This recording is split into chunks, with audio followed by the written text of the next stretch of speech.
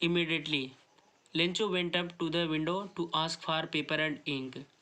तुरंत लेंचो खिड़की के पास पेपर और स्याही मांगने के लिए चला गया।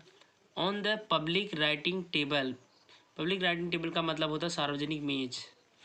कहने का मतलब on the public writing table, लिखने वाली सार्वजनिक मेज पर। He started to write with much wrinkling of his brow, अपनी भौहों पर जोर देकर वह पत्र को लिखना शुरू कर दिया। कास्ड बाय द एफर्ट, इस प्रयत्न के कारण he had to make to express his ideas, उसे अपने विचारों को व्यक्त करना पड़ा। व्हेन ही फिनिश्ड, जब उसने पत्र लिखना समाप्त कर दिया तो he went to the window to buy a stamp, वह खिड़की के पास एक टिकट खरीदने के लिए चला गया।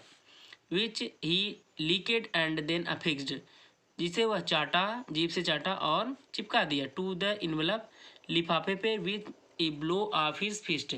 फिस्ट मतलब होता मुट्ठी, यानी कि कलाई की मुट्ठी, और ब्लो मतलब प्रहार से। वो कहता है कि he went to the window to buy a stamp, वह एक टिकट खरीदने के लिए खिड़की के पास गया। विच ही लीकेड, जिसे वह चाटा, and then affix to the envelope, जिसे वह चाटा और लिफाफे पे चिपका दिया। With a blow of his fist, अपनी कलाई की मुट्ठी से पीट कर।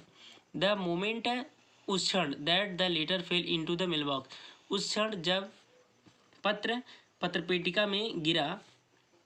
The postmaster went to open it, तो पोस्टमास्टर इसे खोलने के लिए चला गया। इट सेड, इसमें लिखा था, इट सेड का मतलब इसने कहा, तो यहाँ पर इसने कहा नहीं, मतलब पत्र में लिखा था, तो पत्र में लिखा था, तो इट सेड का मतलब पत्र में लिखा था, इसमें लिखा था God of the money that I asked for, कहते कि भगवान, जो पैसे मैंने मांगे थे, ओनली 70 पीसेस रीच्ड मी, केवल 70 पीसेस ही मेरे पास पहुंच पाए हैं। Send me the rest, rest मतलब बकाया पैसा। Send me the rest since I need it very much, बचे हुए पैसे मुझे भेज दीजिए, चूँकि I need it very much, मुझे इसकी बहुत आवश्यकता है, अति आवश्यकता है। But don't send it to me, वो कहता है कि यहाँ तक तो कहता है कि वो बचे हुए शेष पैसे मुझे भेज दीजिएगा, मुझे बहुत आवश्यकता है। फिर लास्ट में क्या कहता है, but don't send it to me, लेकिन यह मुझे थ्रू द मेल मतलब मेल बॉक्स, कह रहा है कि मुझे मेल के द्वारा, डाक के द्वारा इसे मुझे मत भेजना, मुझे डाक के द्वारा मत भेजना। बिकॉज, क्योंकि the post office employees are a bunch of crooks means होता बेईमान, बंच मिस समूह। कहते हैं कि because the post office employees are a bunch of crooks, कह रहे हैं कि क्योंकि पोस्ट ऑफिस के कर्मचारी बेईमानों का समूह है, यानी कि पोस्ट ऑफिस के कर्मचारी बेईमान हैं। लेंचो, आपका लेंचो। ये वीडियो आप यहीं समाप्त होता है।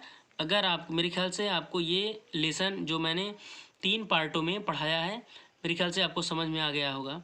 तो अगर ये आपको अच्छे से समझ में आ गया है तो आप इसे लाइक, सब्सक्राइब और शेयर करना ना भूलें। Thank you very much.